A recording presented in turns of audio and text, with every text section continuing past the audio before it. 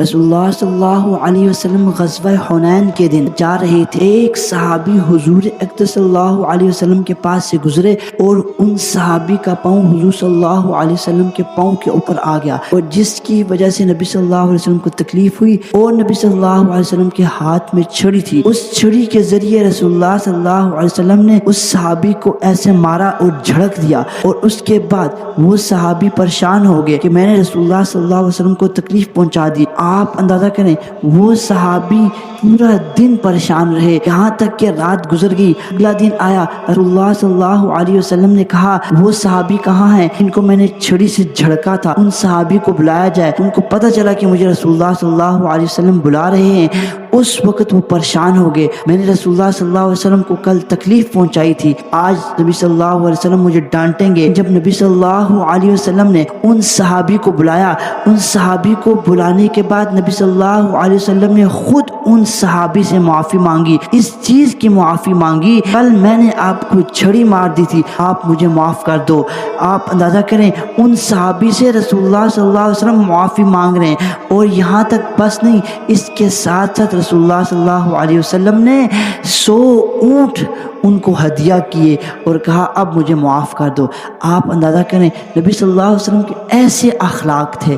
ایک مرتبہ نبی صلی اللہ علیہ وسلم کے بارے میں آتا ہے، رسول اللہ صلی اللہ علیہ وسلم سو رہے تھے، یہاں تک کہ ایک کافر آیا، اس کافر نے تلوار اٹھا لی اور نبی صلی اللہ علیہ وسلم کی آنکھ کھل گئی۔ نبی صلی اللہ علیہ وسلم کو کہنے لگا من یمنعک منی، آپ کو میرے سے کون بچائے گا؟ رسول اللہ صلی اللہ علیہ وسلم نے ارشاد فرمایا اللہ مجھے بچائے گا۔ یہاں تک کہ اس کافر کے ہاتھ کانپنا شروع ہو گئے، کافر کے ہاتھ سے تلوار گر گئی۔ رسول اللہ صلی اللہ علیہ وسلم نے تلوار اٹھائی اور کہا من یمنعک منی، مجھ سے تجھے کون بچائے گا؟ رسول اللہ صلی اللہ علیہ وسلم نے جب یہ بات کہی، سامنے والا شخص کافر تھا تو یہ نہیں کہہ سکتا تھا مجھے اللہ بچائے گا، اس نے کہا آپ ہی مجھے معاف کر دیں گے۔ تو پھر رسول اللہ صلی اللہ علیہ وسلم نے کہا تم کلمہ پڑھتے ہو؟ تو اس نے کہا کلمہ نہیں پڑھتا۔ اس کے باوجود رسول اللہ صلی اللہ علیہ وسلم نے ان کو معاف کر دیا۔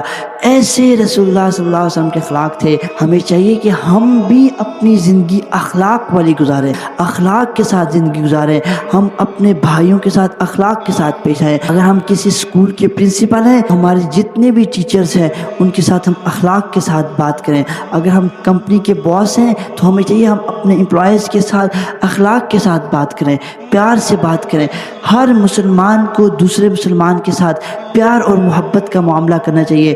ایک اور حدیث میں آپ کو سنا دیتا ہوں، رسول اللہ صلی اللہ علیہ وسلم نے ارشاد فرمایا المسلم من سلم المسلمون من لسانہ و یدہ، حقیقی مسلمان وہ ہے جس کے ہاتھ سے اس کی زبان سے دوسرا مسلمان محفوظ ہو جائے۔ ہاتھ سے کیا مطلب ہے کہ کسی کو اپنے ہاتھ سے تکلیف نہ دے، کسی کو مارے نہ، کسی کے ساتھ جھگڑا نہ کرے، اور کسی کے اوپر اپنا دباؤ نہ ڈالے، کسی بھی مسلمان کے اوپر اپنا دباؤ نہ ڈالے، اور دوسرا زبان سے کسی کو تکلیف نہ دے، کسی کی غیبت نہ کرے، کسی کو برا بلا نہ کہے، کسی کو گالی نہ دے، یہاں تک کہ کسی کو جھوٹ بھی نہ بولے۔ یہاں پر جھوٹ سے مجھے ایک اور حدیث یاد آ گئی۔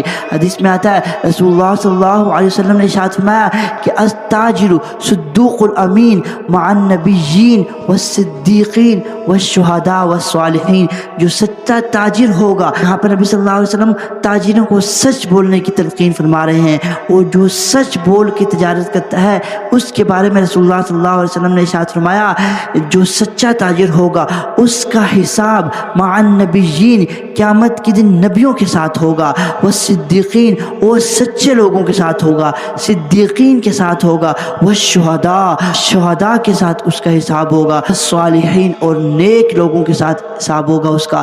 آپ اندازہ کریں سچ بولنے کی کتنی زیادہ فضیلت ہے۔ اگر کوئی شخص سچ بول کر تجارت کرتا ہے، پروڈکٹ کو سیل کرتے ہوئے سچ بولتا ہے، جھوٹ نہیں بولتا، جس کوالٹی کی اس کی پروڈکٹ ہوتی ہے وہی کوالٹی آگے بتاتا ہے، اس کے ساتھ ساتھ وہ فرائض کا بھی اہتمام کرتا ہے، حقوق العباد کا بھی خیال رکھتا ہے، حقوق اللہ کا بھی خیال رکھتا ہے، اس کے بارے میں یہ حدیث ہے، نبی صلی اللہ علیہ وسلم نے ارشاد فرمایا اس کا حساب ان عظیم ہستیوں کے ساتھ ہوگا۔ اس کے ساتھ ساتھ ہمیں چاہیے ہم فرائض کا بھی اہتمام کریں۔ اور آخر میں آپ سے ریکویسٹ کرتا ہوں اگر آپ کو میری ویڈیو اچھی لگ رہی ہے تو اس ویڈیو کو لائک بھی کریں، اور اس کے ساتھ ساتھ میرے چینل کو سبسکرائب بھی کر دیں تاکہ نئے آنے والی ویڈیو کا نوٹیفیکیشن آپ کو ملتا رہے۔ اللہ رب العزت سے دعا ہے جو کچھ کہا سنا اس پر عمل کرنے کی توفیق عطا فرمائے۔ وما علینا الا البلاغ المبین۔